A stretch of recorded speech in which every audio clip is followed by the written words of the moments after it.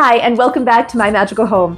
Today we're going to be having a movie night special inspired by one of my all-time favorite shows, Outlander.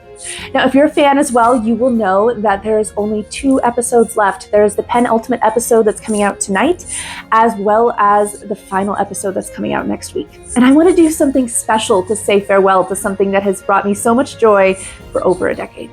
So today's video is going to be the shorter of the 2. It's a very simple video, but it's going to be inspired by Claire's time as Lady John Grey on Chestnut Street with Lord John. And there is a scene in the book where they are having breakfast, and frankly, it just inspired this entire night. So let's get started. Our first recipe is going to be a savory asparagus and bacon quiche. We are going to start out by sauteing some shallots, garlic, and asparagus, and I'm going to be using this as part of my filling for my quiche. I also have some bacon that I already cooked earlier off camera that we're also going to use.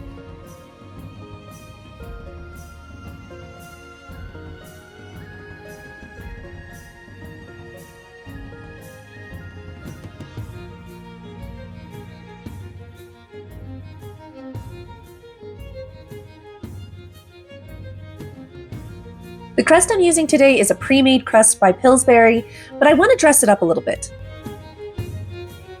To dress up the crust a little, I braided some extra dough around the edges. This interlaced pattern reminded me of Celtic knotwork, which you see throughout Scottish and Irish art, so it felt like a small way to tie the dish back to the world of Outlander.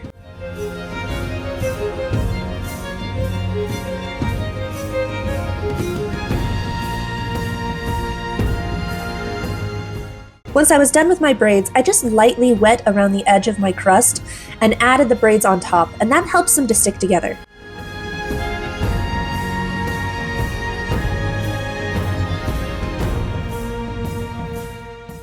Then I started adding a few small decorative details. The first one had to be a tiny little bee, inspired by the book Go Tell the Bees That I'm Gone, which is the last book in the Outlander series available out right now.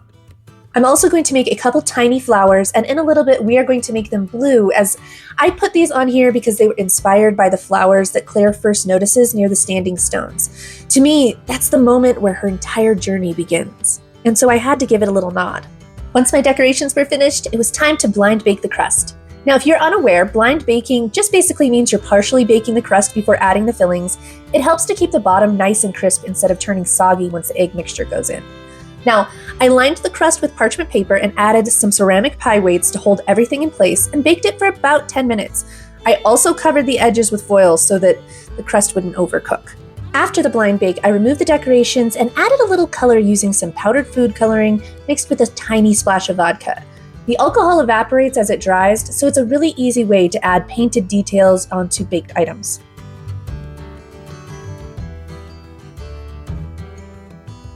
Oh my goodness, aren't the little bees just so cute? This brought me so much happiness. I cannot even describe it well enough.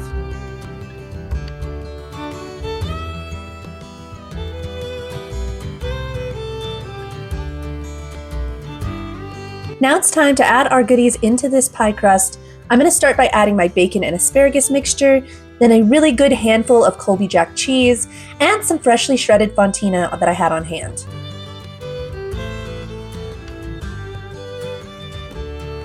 Then it was time to make my egg mixture, where I have 1 cup of cream and 1 cup of milk, as well as 4 eggs, and I seasoned it with salt, pepper, and just the tiniest dash of chili pepper, and I poured that right over the top of our fillings.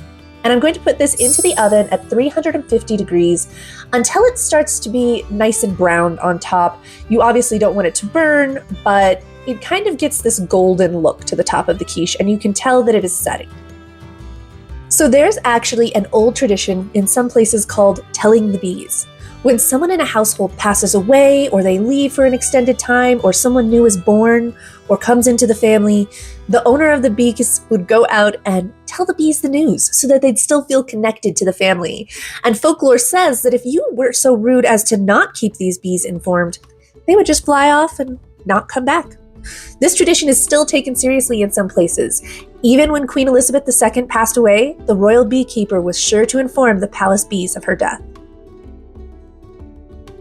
Okay, so our quiche is done, and it is time for our next recipe, which is actually what inspired it all.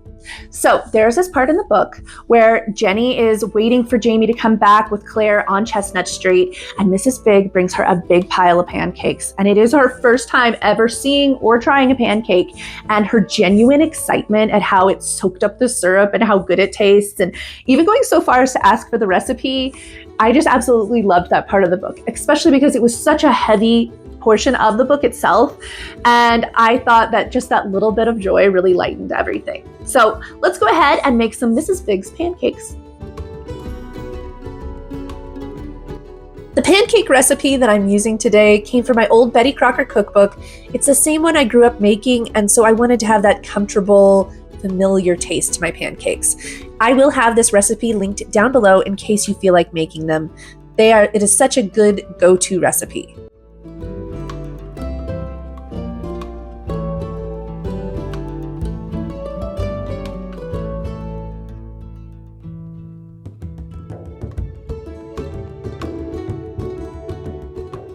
I did add a little vanilla to the batter for warmth, and I did make different versions of these pancakes. I made chocolate chip, blueberry, as well as some plain. Okay, so let's talk about the elephant in the room. I mentioned to you earlier that Jenny loved the pancakes at Lord John's house. But if you're an avid TV show watcher, you will know Jenny's not there. She's still in Scotland.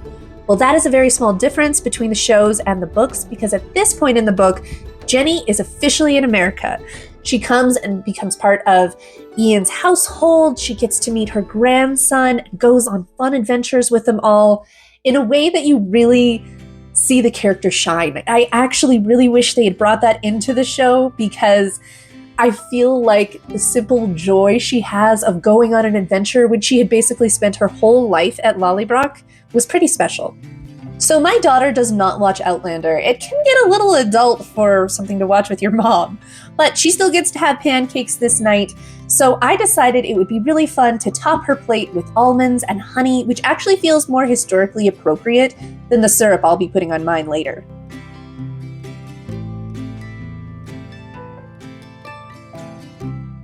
Now that all of our food is ready, it's time to set the table. I'm starting with a simple linen tablecloth, and then I'm layering a tartan piece down the center. It's actually just a scarf, but it works perfectly as a table runner. I'm also bringing in a few flowers and a candelabra with some LED lights just to add a little extra warmth to the table.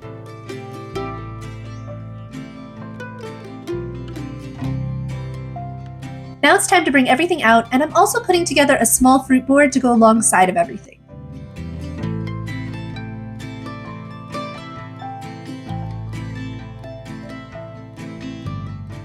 I'm starting with some fresh pomegranate seeds. That I'm going to be adding to this little fruit board is some chocolate-covered honeycomb. Now this is another small nod to a sweet moment where Jamie and Bree reconnect while going hunting for a hive. And then they come back and share the honeycomb, and I just really loved that little bit of the story. So I saw this chocolate-covered honeycomb and knew it had to be added. In addition to that honeycomb and pomegranate seeds, I'm also going to be bringing in some orange slices, some kiwi, as well as some strawberries. I just wanted to have something nice and light and refreshing to go along with the meal. And of course, no cozy evening would be complete without a cup of tea. So tonight I'm going to be making a cup of Lady Grey. It's one of my favorites that you can get at a grocery store. And it's just kind of a little nod to Claire's time living as Lady John Grey. If you haven't had this before, it is an Earl Grey that they add orange peels to as well. And I really dig it.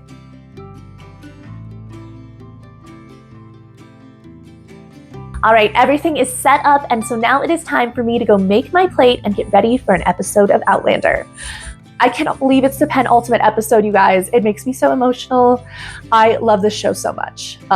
Now, don't forget to make sure and say hi in the comments down below. And if you guys watch that episode, let me know what you guys think down below. I really want to hear your guys' opinions of how this season is going so far. And don't forget to check in next week because, as I said earlier, this was my smaller, more intimate movie night, but I do have a larger Farewell to Fraser's Ridge episode coming for you next week as well.